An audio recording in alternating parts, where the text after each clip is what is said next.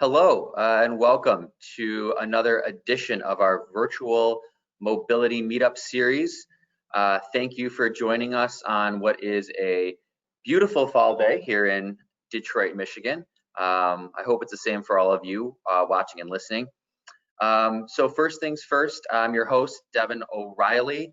I'm the Director of Entrepreneurship and Mobility Initiatives at the Detroit Regional Chamber and with the Mish Auto team as well. So what I want to kind of do is level set a little bit about kind of where you are and what we're getting ready to do today. This again is part of our mobility meetup series, which has been tremendously successful, both in person and now virtual as we've had to go there. So, let's start with kind of what is a mobility meetup, what to expect. So the mobility meetup is really a way to get decision makers, stakeholders, startups, corporate partners, all kind of in the same room, understanding what's going on in the mobility space, talking to each other, hopefully, which we'll do eventually later today, and hearing from some experts in various fields. And we've got one of those on today a little bit later, which I'll talk about. So we had traditionally done these mobility meetups in person at the PlanetM landing zone, which was kind of the reason we started doing these. So the PlanetM landing zone was created almost 3 years ago now at the WeWork office in downtown Detroit, and it was a partnership between PlanetM, MEDC, and the Chamber and the Detroit Regional Chamber to create a physical space for the world's best mobility companies and corporate partners, tier ones, major manufacturing firms, major technology firms, to all interact with each other on a daily basis and beyond. And so we have an entire floor of the WeWork facility in downtown Detroit, and we have office space, and we have the availability for companies to use that space and connect. And as you can imagine, it was something that we were really proud of and was teeming with life pre-COVID. And since we've been able to transition virtually to do our mobility meetup series. So we hope we'll be able to continue in the future with a vibrant space over at the landing zone, but it is still open for business. So I invite anybody who's interested, who hasn't learned more about the space or doesn't know much about it, please reach out to myself or one of the PlanetM team. We'll be happy to tell you more about the landing zone. So just give you an idea of what we're going to expect for the program today. I'm going to next, after a few more explanations, throw it over to Catherine Snorrison, a colleague of mine, and she's going to talk a little bit more about PlanetM.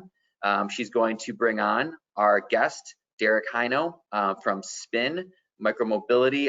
Many of you may know Spin, especially if you live in a town that has scooters. Spin is in many of the major cities here in Detroit, in Ann Arbor, and others. And he's going to talk about Spin. And so scooters are always a really interesting topic, and I encourage you to bring questions. So a couple things I want you to identify while you're kind of sitting here staring at your screen. One is your question box. So you should have a question box that you can pop out and use the chat feature to ask questions. Type them in there. You can do it at any point during the program. We'll be collecting those questions, and Derek will answer your questions. Catherine will answer your questions. If you have questions for me, pretty much anything. But if you have questions, please type them in the box there, and we'll get to those at the appropriate time.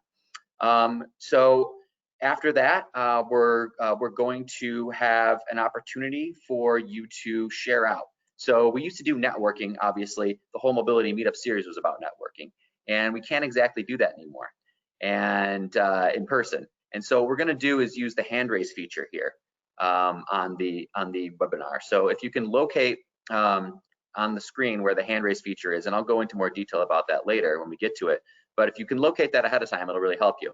And what we're going to do is give you an opportunity to raise your hand, introduce yourself to the group, and kind of say who you are and what you're working on, who you'd like to connect with, and trying to create some organic connections here virtually, which is tough to do, but we've already had some success, and I think we can do it. So that'll be that, and then we'll bring on Len Gauger from ConnectSpace, who will tell us how we can continue to connect virtually and digitally via an app that they have created in partnership with PlanetM that's really going to be helpful in continuing this conversation, because that's what we're really about, is continuing the conversation, continuing to connect and facilitate those connections. So I really hope that you're able to meet somebody or connect with somebody or hear from somebody that you haven't met or heard from or connected. We're back at our 4 o'clock time for Mobility Meetup, so feel free to grab a drink, grab a beverage. We certainly did that when we had them at WeWork, and no reason to stop that now. So settle in. And next up, I want to bring on my colleague and friend, Catherine Snorrison. She's a director at the Office of Future Mobility and Electrification. Catherine, welcome and take it away. Yeah, thanks so much, Devin. And thank you everyone for joining us. Like Devin said, we wish we could have everyone in the same room in person, networking and getting to know all of you and reconnecting with a lot of you. So my name is Catherine Snorrison. I am a director within the Office of Future Mobility and Electrification. I know it's a very long title, so we shorten it to the Office. And I just want to give a quick overview of the Office before I introduce Derek to give you a presentation, and then we'll have a little bit of a discussion before the audience Q&A. And so the Office is really focused on, at its core, economic development in the mobility space for the state of Michigan. So creating a stronger state economy, more investments, more jobs in this ecosystem, and a focus on the transportation, the movement of people and goods that's safer, more equitable, and environmentally conscious. And we have an expanded scope with 6 core objectives that some of you might have seen in the news, with an increase in mobility investment in Michigan being the first one, engaging more mobility startups, working with MDOT and EGLE and others to expand Michigan's smart infrastructure in the state, accelerating electric vehicle adoption, further enabling our mobility workforce, and then bolstering our Michigan's mobility manufacturing core. So there's a lot of different pieces that we focus on. I'm so excited to be able to hear from and talk with Derek from SPIN, because micromobility has been such a focus here in Michigan, and of course things have looked different with the pandemic. So I want to hear about the new programs that SPIN is introducing to make some of those adjustments. So with that, I'd like to bring Derek Hino onto the screen. He is a Community Partnerships Associate with SPIN, and I'll hand it off to him to walk you through a presentation, and then I'll come back on for a discussion. Awesome. Thank you, Catherine, for the introduction. I really appreciate your time today. Just want to make sure you can see my screen there. My name is Derek Hino, and I'm on SPIN's Community Partnerships team. SPIN is the micromobility unit of Ford, and our mission is to give people the freedom to move, discover, meet, and learn, experience more of the world around them at the moment's notice, bringing people, communities, and their urban environment closer together. Today, I'll be going over SPIN for Business, a monthly subscription option for corporate, healthcare, and community partners and their employees as safe, affordable, and reliable means of getting to and from their jobs. Before I start, I just want to go over our operations in Detroit. So SPIN first launched in Detroit in November of 2018. Currently, we have a fleet cap of 400 scooters, so we're allowed to have 400 scooters available at one time on the street. The cost to ride for a user is $1 to unlock, and then 39 cents per minute. We do have 2 programs that reduce the price for those who qualify, and that is our SPIN Access, which you can qualify through an EBT or food stamps program. And then we have our Everyday Heroes program, which is designed for healthcare professionals to provide 30-minute free rides. So since the pandemic, COVID-19 has turned everything down in the early part of the year. And one of SPIN's responses was the Everyday Heroes program, which is the free 30-minute ride programs for healthcare professionals. This program is continuing in Detroit currently, but has ended in other markets. So when we ended this program in other markets, we were receiving feedback from our community partners and employers of how can we help employees commute back to work safely. So really with that. Oh, I'm so sorry. We can only see half your slide. I don't know if there's a way to show it a little bit different. Ooh. Or you can take it out of presenter mode. Okay, let's try putting it back. Maybe maximize it, yeah. Yeah, for some reason it's only half. Interesting.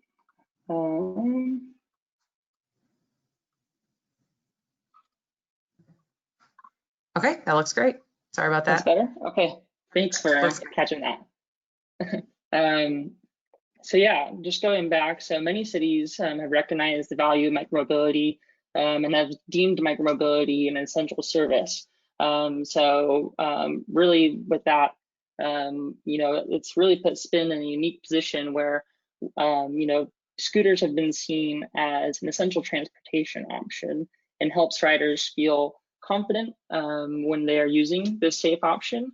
It's inherently a solo, socially distant mode of transportation and has minimal contact points when it comes to the scooter and the rider. So not only does it have minimal contact points and is an open air form of transportation, but Spin has also implemented a rigorous cleaning procedure when our scooters leave and enter the warehouse. All of our operations staff wear proper PPE and disinfectant scooters each time one is picked up, and we are operating with W-2 employees, which makes it easier to implement our CDC recommended guidelines. So as far as scooters for benefit inside and outside of work, while it's not only officially recognized as a commute transportation option, Spin and scooters can be used for flexibility of normal trips as well and essential trips. This data is from our Everyday Heroes program for healthcare professionals and how they were using the program. You can see a lot of the use cases during timing were during these high commute times during the morning and evening, and we're even received feedback that a lot of the commutes, a lot of the trips were used for commuting. We also received feedback that not only were these trips used for the workplace, but also for outside of work for fun trips or exploring with friends. So that's where we see Spin for Business positioned as not only for benefit for commuting to and from the office for central trips, but also for those other trips in between. So the Spin Fast for Business offering is a 10 subscription minimum and really is $75 a month per employee. And what that does is it gives the employee 30-minute free rides. So as a user, you could open the app, reserve a scooter, and then you would have that 30-minute free trips, and then you just pay for the standard rate if you were to go over that 30-minute free ride. So with the 30-minute free rides, you do have unlimited, so you wouldn't be limited to the number of free rides in the day. We are offering a discount for nonprofit organizations if there is any interest in moving forward with the Spin for Business program. So really how the setup works is pretty easy. Is really all we do is share a survey with the HR team, and then the HR team is able to distribute that to employees. And then once that is distributed to employees, we have a list of names and emails, and we will contact those users to activate their Spin for Business pass. Two other programs I wanted to highlight for everyone today is our Spin Safe program and our Spin Devote program. So our Spin Safe digital program is our pivot from in-person rider education to more of a digital format. The Spin Safe digital series helps educate riders on the rules of the road, and then also goes through some of our cleaning procedures at our warehouse. Users can watch 5 videos and then take a quiz online, and they'll receive $5 in free ride credit, and then they'll also receive a free helmet shipped to their door. On November 3rd, to help people get to the elections, get to the polls, we're offering a $10 promo code, a Spin Devote. So that promo code is only going to be available on November 3rd, but if you're interested in taking advantage of it, there is Spin Devote promo. And here's my contact information. Thank you everybody for your time today, and looking forward to diving into Q&A. Wonderful. Thanks, Derek. That was really helpful. Yeah, just a few questions that popped up for me as you were walking through the slides. You had one slide on usage data, and I think you mentioned you got that from a survey. How have you seen changes in usage data throughout the different phases of the pandemic? Obviously there was a time when everyone was quarantined, and then some people went back to work, and now we're here in the fall. and we're seeing cases rise again. So how have you seen the usage of spin scooters change throughout the different phases of the pandemic? Yeah, it's a great question. So specifically in Detroit, we remained operational and worked closely with the city to supplement mass transit during that time. So really that was at the start of the COVID pandemic, and really we were able to operate at a higher capacity with a higher fleet increase to support that. And with that support, we also saw consistent ridership, and then I have seen longer trip length, not only in the Detroit market, but across our markets in general since COVID-19. Yeah, that's great. And then you talked a little bit about the Everyday Heroes program, but can you give us some more details on that? You know, how long you guys are going to run that program and what the feedback's been so far? Yeah, definitely. So we launched the Everyday Heroes program on March 30th, and it has been continued in select markets through outside funding. So what that looks like right now is we're currently offering the program in Detroit and Washington, D.C. for healthcare professionals. So healthcare professionals can fill out a form on our website to identify what medical facility they're working at. And then they're entitled to 30-minute free trips through our app. So they'll receive a promo code, and then it's pretty similar to the offering for Spin for Business. So yeah, I'm really excited about that program and some of the healthcare partnerships we've been able to implement. Yeah, I'm so glad you guys have a program like that to, you know, honor the work of our healthcare heroes and so many other essential workers as well. And so on that, how do you guys collect feedback from the community on, you know, changes they want to see with Spin or feedback they have in general, whether it's location of scooters or how many scooters? I know you said there's 400 right now in Detroit. Yeah, how do you guys engage with the community and collect feedback from them? Yeah, one thing I'd be happy to share a link in the chat after this is we do have a deployment request feature. And with that, you can request to have scooters deployed in a certain area, or you can call out, you know, certain problems if you were to identify, you know, an issue there. Also, we work closely with community-based organizations and organizations like chambers or bids to really get feedback from the community and create a program that's really, you know, guided towards that feedback, instead of just launching scooters in the street and putting scooters on the ground, really making a cohesive and equitable transportation system for the community. Awesome. Yeah, that's good to hear. And what have been some kind of the high level themes that you've seen in customer feedback? I'm sure some of them have led to the programs that you launched today. You know, is that why you launched, you know, the offering of giving a free helmet? You know, what trends have you seen in the customer feedback, and how is that connected to some of the programs you've launched? Yeah, definitely. So when it comes to helmets and safety is really part of our partnership promise. And, you know, I would say, you know, our number one thing, there's 5 different points in our partnership promise, but it's always important to have safety. So really that's where the Spin Safe Digital Series, you know, is our replacement for a lot of those in-person engagements that we were able to do with a lot of our partners before. So I've been really excited about the opportunity to re-engage digitally. Everyone's had to find a way to, you know, pivot with COVID-19. So it's been really exciting to work on some of these safety initiatives. As far as feedback for the Everyday Heroes program, we through that survey, we also had some really great testimonials about how people were using scooters in a different use case before the pandemic.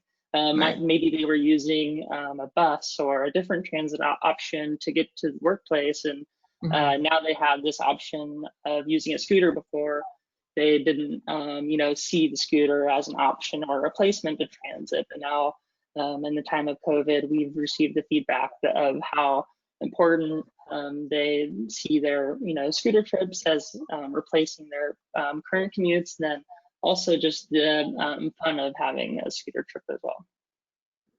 Yeah, that's great. And then how do you guys decide, and I know you're in Grand Rapids, Ann Arbor, and Detroit here in Michigan. How do you guys decide which cities to launch your scooters in? And a second part to that question is, you know, you have your Spin Pass for business, What does it look like if you guys don't have a presence in a city, but employers are, looking to sign up to have spin scooters for their employees if you guys don't have a presence Yeah, there already? that's a great question. So as far as launching, Spin never launches without permission. We always go through, local government, or as far as a business, that would normally be a university or a campus offering when we're talking to major employers like that. But really, it's going through those specific local government channels to launch a program. So traditionally, what that looks like is a city will have an RFP process, so a request for proposal, and then we'll have a proposal that we'll put in for that. So as far as our operations in the Michigan area, we are operating in Detroit, Ann Arbor, and recently launched in Grand Rapids. Yeah, that's great. Yeah, and what have you learned from, you've been here since November 2018, so 2 years now. What have you guys learned from your time in Michigan as far as, and anything from how many scooters to if Michigan looks different from other states? What are just kind of some high level takeaways from your time here in Michigan so far, being here for 2 years? Yeah, definitely. I think it's the partnerships like the one we initiated when COVID-19 first hit, where we were able to increase the number of scooters we were deploying and really fill that gap, is one of the partnerships that I see as really innovative and something that we've only really seen in the Michigan market or in the Detroit market. So I would say that was key learning is, working with our local transportation officials and seeing how Spin can, be a resource and be helpful.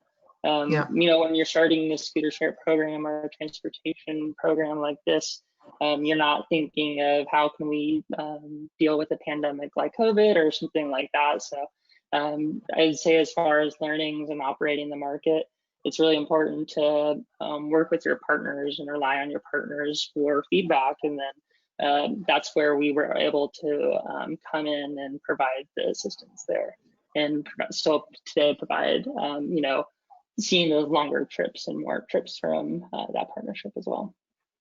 Yeah. Well, that's great to hear. You've had some solid partnerships in Michigan. And what's to come over the winter months? Will Spin stay in Detroit again? Are there any changes to the scooters themselves during the winter months to handle the cold weather? It can get pretty rough over here. Yeah, definitely. So based on the weather patterns, there is a possibility of hibernating. So that would be, not having scooters online, but that would only be if weather forced that. But yeah, as far as the program goes, no, I don't have any other further updates than that. Sure. No, that's fair. Yeah, and last question before we open it up to Q&A, and everyone in the audience, if you guys want to submit questions over the chat, please do so, and Devin can lead us through a Q&A. I know he has some questions ready to go on his side as well. But Derek, you talked about some really fantastic programs. Is there anything else you can share about the future of Spin, whether it's innovations you guys are considering to the actual scooter itself, or other programs you guys have piloted in other cities? Is there any kind of hint that you can give us to what the future of Spin holds? Yeah, so really I would say we have a lot going on. I would say one of the programs I'm most proud of that we didn't touch today is our Spin Access program. So that provides access to people with an EBT card or that are facing lower incomes, and then also provides access to our scooters with a smartphone or if you don't have a bank account. So we've been doing a lot of work on that end, especially being on the community partnerships team. I'm really excited about that program and all of the offerings we're going to be having with that.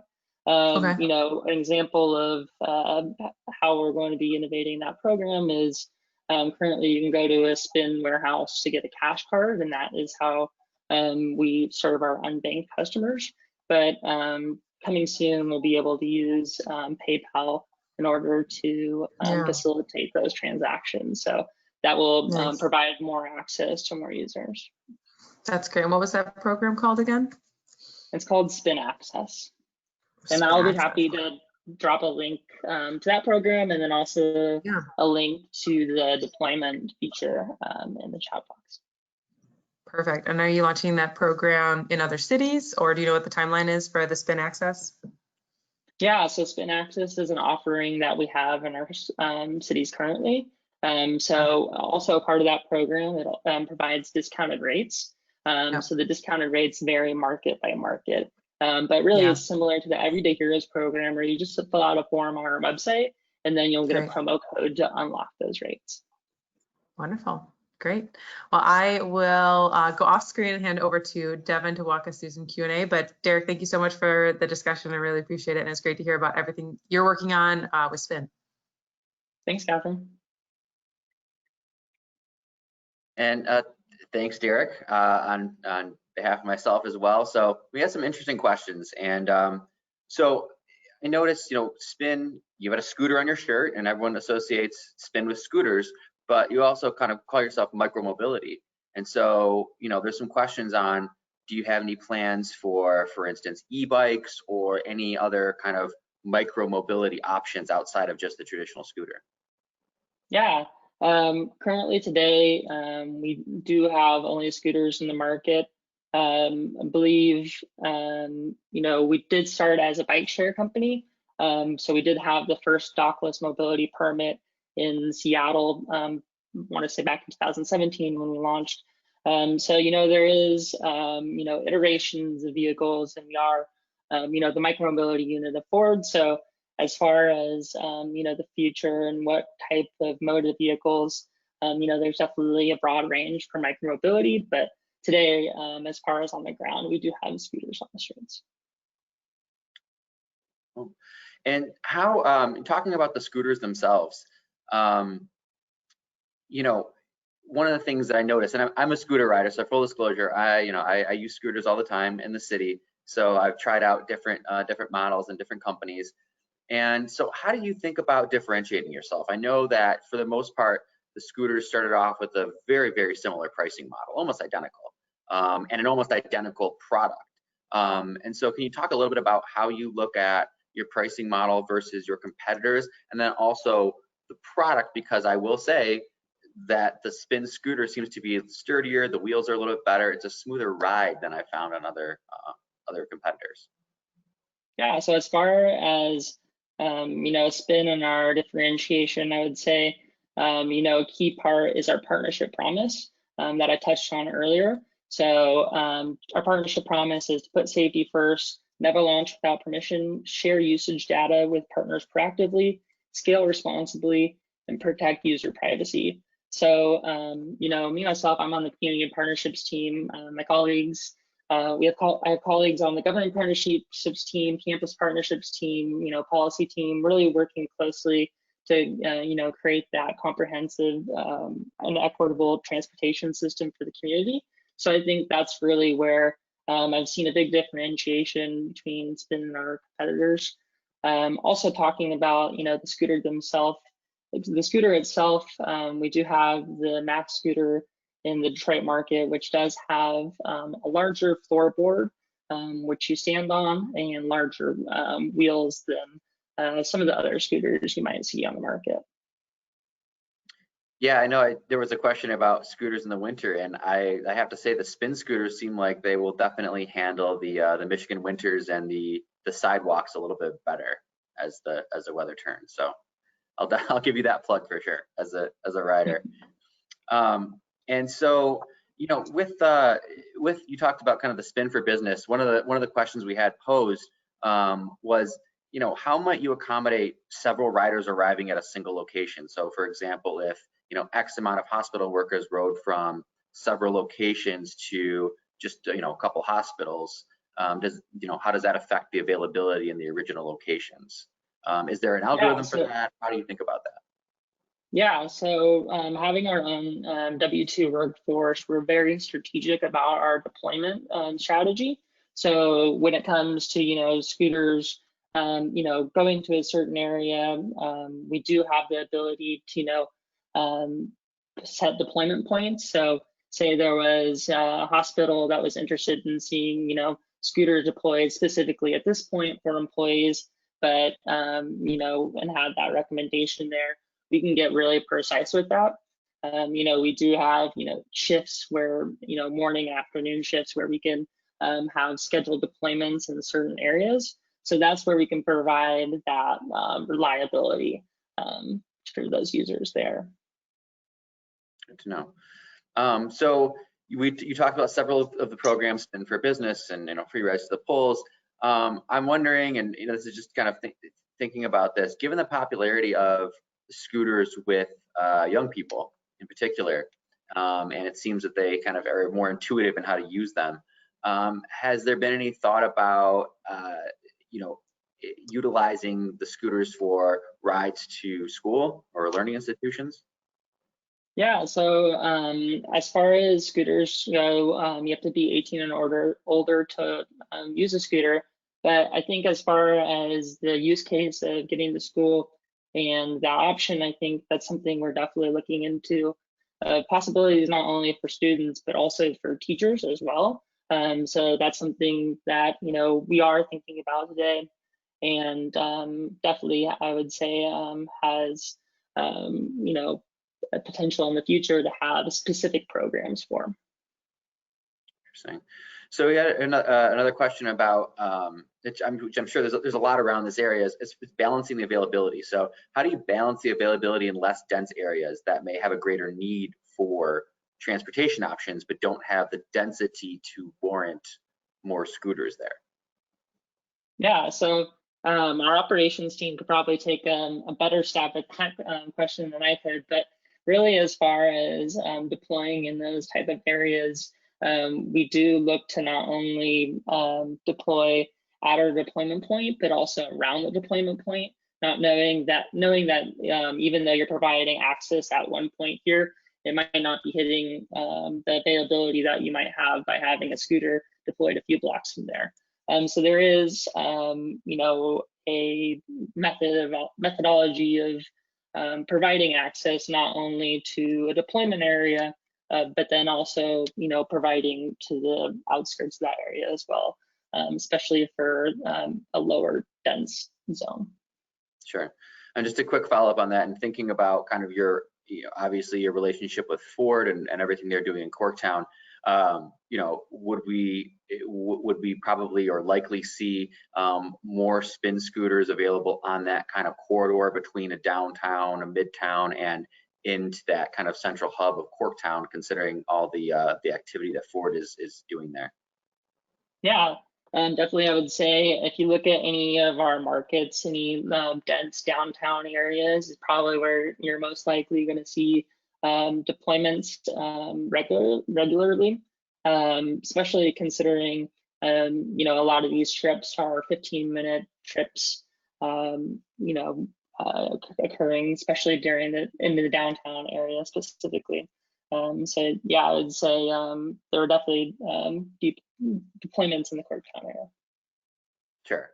And you know, from your perspective, obviously, again, kind of a Ford-related question, because you know we're here in Detroit. So you know, you're obviously a part of Ford, but is there a good amount of autonomy in terms of you know, the innovation that exists within Spin, or is a lot of that innovation coming from inside of Spin, or do you get a lot of that support from Ford as well? Yeah, so Spin is a part of Ford Smart Mobility. So we work with our colleagues closely at Ford Smart Mobility, but also, you know, really, I would say our partnership promise that I went through before is something that we really stick to, and something we've been able to, you know, I think initiate across the company throughout time. And something that by having that promise, it's been able to help Spin stick to our mission and values as a company. So as we grow as a company, you know, those are key components on all the programs that we launch, including, you know, Spin Access, Everyday Heroes, Spin for Business. Everything kind of initiates with that mission and that promise there. So I'd say we do have a lot of autonomy as far as, you know, that goes, but also have, you know, close relationships with our colleagues at Ford. Great. Well, thanks so much, Derek. It was great to have you. We're just about out of questions here, so I want to thank you for joining us. It's always interesting to have someone from a company like Spin who does scooters, and I think that's an exciting topic that a lot of people are interested in. So thanks again for being here, and we all look forward, I'm sure, to trying out the spins or using them more if we already are riders. Yeah, thank you so much, Devin, for the opportunity to present today. I'm going to be dropping in a few links in the chat, so please look out there if you're interested in following up on some of those. Fantastic, thanks so much. So it also be a good time to note that this session in the Mobility Meetup is going to be recorded. So we will, we'll record the session. You'll be able to view it afterwards. If you missed any part of it, came late, had to leave early, we'll be able to make that available to you as well. So moving on, I want to move kind of into the next phase of our event here, and that's kind of twofold. So first, I want to explain the networking portion of it, and then give you a chance to do that, and then we'll bring on another guest of ours, Len from ConnectSpace. So we're going to use the hand raise feature, as I mentioned. If you've done one of these before, you know how it works. We've got a nice slide right there that explains it. So right now, everybody, all the attendees except for myself, of course, are on mute. And if you use the hand raise feature on the control panel there, we'll see that your hand is raised, and I'll be able to call on you, unmute, and kind of introduce yourself to the group. Don't be shy. Let us know who you are, what you're looking to do. Really, this could be anything. Do you have an update for us about your company? Is there a question that you had that you didn't get to ask? Do you just want to tell us about who you are and what company you work for, and do a quick commercial? We're open to that. So in lieu of being able to kind of press the flesh and get out there and actually talk to people and meet each other at the landing zone, we try and offer this opportunity for individuals to do that. So please go ahead and use the hand raise feature to let us know. Don't make me have to start calling on people, because I know some of you in the audience and I might do it. But I'll give you a few minutes to do that. And right now I want to bring on Len Gauger from ConnectSpace to talk about how you can continue the networking using a really cool app that they've developed. So Len, thanks for being here, and we'd love to hear from you. Hey, thanks, Devin. This has been great to have the opportunity to share with everybody. Looking forward to seeing everyone make some connections and set up some meetings. Best way to do that is I'm actually sharing my screen right now, where you can see that you have two ways that you can actually access the app. One is just by going to this homepage or searching for it on your phone. You'll find all the details that you need for the Mobility Meetup right here. Once you know what type of device that you're actually going to be using for today, you're just going to go ahead and select that, and it'll take you directly into it. You can also just search the iTunes store, the Android store for PlanetM, or you can search Michigan Economic Development Corporation. Both of them will take you right to here. You'll go through the process of going ahead, logging in, or you can even create your account down there at the bottom. Just going to go ahead and type myself in.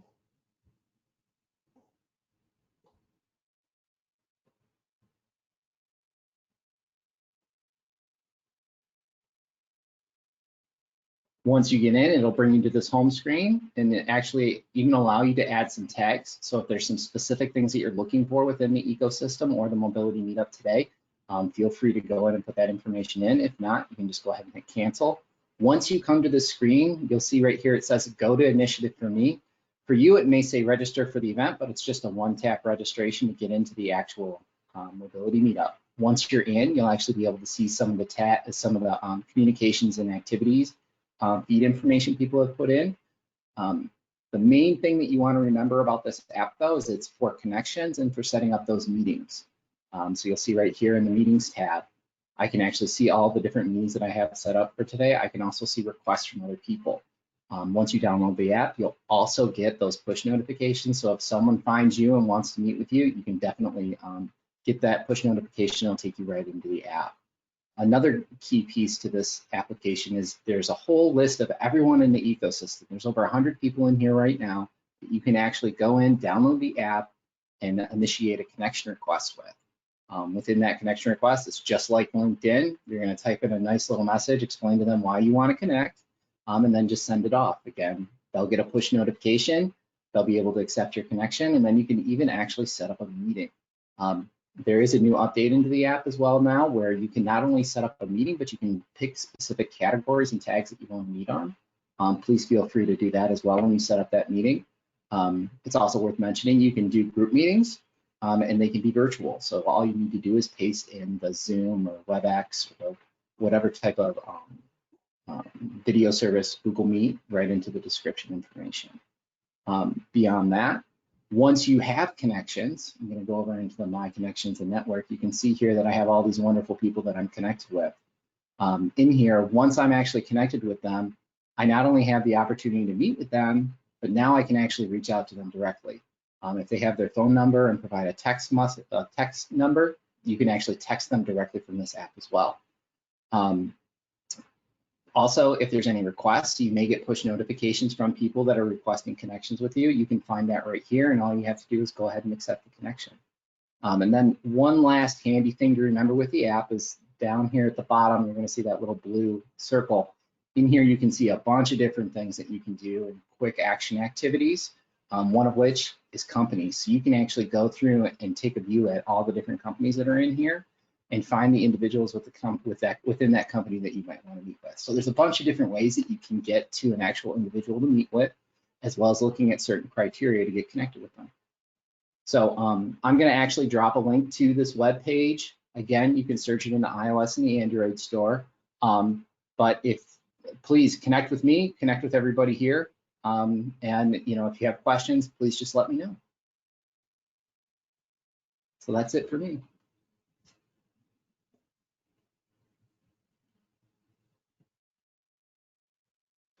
Oh, thanks so much, Len. I'll take it back from here. Oh, yeah. Thank you so much. Thank you. Bye. So I'm monitoring it for now. It doesn't look like we have anybody with their hand raised, so we've got a shy crowd today. But again, the tools that Len showed you, I think, are really cool in terms of being able to connect beyond just events like this, to be able to connect online and to start sharing connections.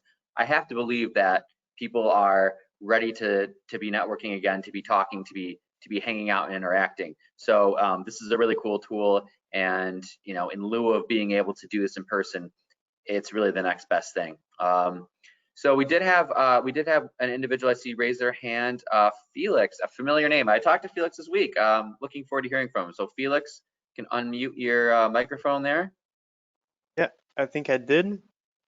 Yes. Can you hear me well? Yeah, so my name is Felix. I'm a tech entrepreneur from Montreal in Canada. And we build a platform that helps buyers in the manufacturing industry to find the right suppliers. So we focus on custom metal parts, CNC machine, sheet metal, and welded assembly. We had great success here in Quebec, and we're looking to expand to Michigan. So I'm looking to connect with people who either have manufacturing need or just have expertise in those industries. Thank you. Very good.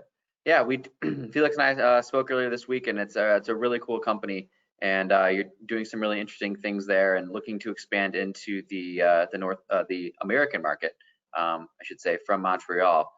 So Felix, I hope you're able to make some connections out of this event.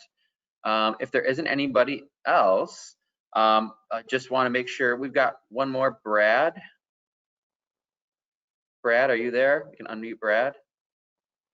Good afternoon, everyone. I'm Brad Strader. I'm a transportation planner with MKSK Studios. I'm in our Midtown Detroit office.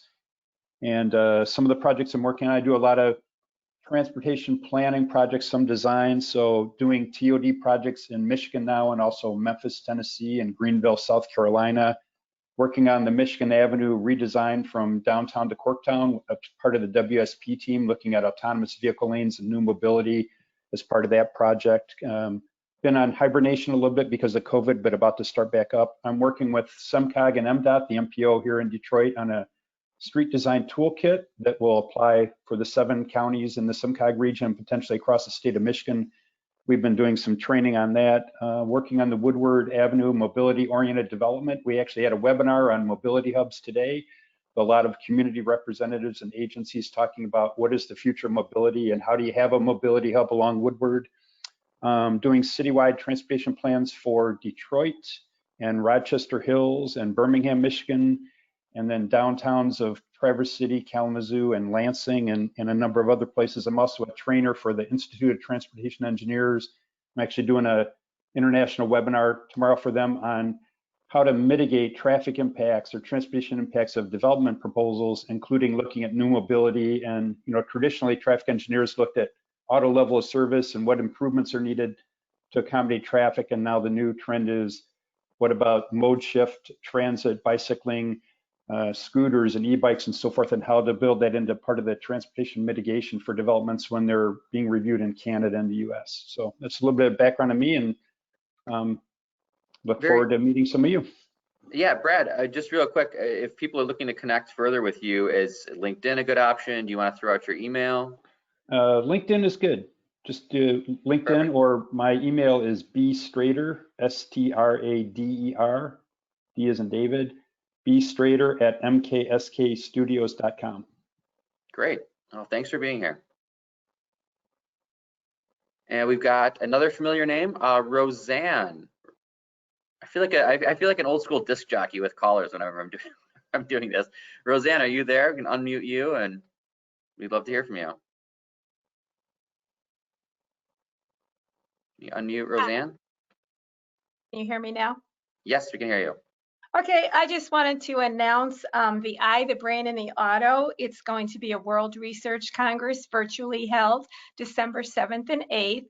And I'm with the Detroit Institute of Ophthalmology, which is part of the Detroit or Henry Ford Health System Department of Ophthalmology. And we're focusing on autonomous mobility and how it's going to impact healthcare. So it's kind of a different spin on things. And we do have Trevor Paul, another familiar name, the Chief Mobility Officer, who's going to be a keynote speaker on December 8th. And we're also going to be hosting some panels, pre-event panels on Wednesdays leading up to the event. And we have Charlie Tyson, who's going to be a moderator of one of those. So I'll be sure and send out information about this. The registration just opened, and I'm sure some of the people will be interested in hearing. We have about 27 different presenters on the 2 days. So thank you. Very good. Yeah, that's a great event. I've attended before. It's a really good content. So look for that. Thank you. And then we have one more, Derek. If we can unmute Derek. Okay, yes, can you hear me? Yes, we can hear you. Okay, so hello everybody. My name is Derek Arciniaga. I work for Panasonic North America. I am responsible for mobility and special vehicles, which is kind of a subsection of our automotive division. So we are a tier 1 supplier. We supply infotainment, sensors, you name it, a lot of various things, head-up display, camera, to automotive tier 1s, and now we're moving quite deeply into autonomous vehicles and delivery and fleet, as well as heavy truck and kind of agricultural stuff. So that's kind of the area that I'm playing in. But as far as mobility is concerned, I've got responsibility for business development, and I'm looking for potential partnerships with folks that are doing city planning and things that are happening as we come out of COVID and all the trends that we're seeing with micromobility changing around, heavy usage of bicycles, etc. So I actually am introducing e-bike systems, which would be the motors, the batteries, displays and controllers and all that kind of thing, into the market here in North America right now. So if there's any interest in that from anybody, or if you have interest in other things that Panasonic produces, I would love to connect with folks. So I'll try not to take too much more time, but thanks very much. Very cool. No, that's really good stuff, and thanks for joining us today. Yeah, absolutely. Thank you. So I think with that, we can wrap up, but certainly use the app that Len mentioned, that you can connect with people additionally. I hope that you stay tuned for more programming and events. Specifically, we'll have another meetup in December. Probably be some kind of a holiday edition, so we'll have extra fun there. So look forward to that next mobility meetup in December. Feel free to connect with myself, anyone on the Mish Auto team or the PlanetM team or the PlanetM or the Office of Future Mobility and Electrification team. We're all here to help you out and to serve you. So thanks everyone for joining us at this mobility meetup. Hope to see you again soon. Take care.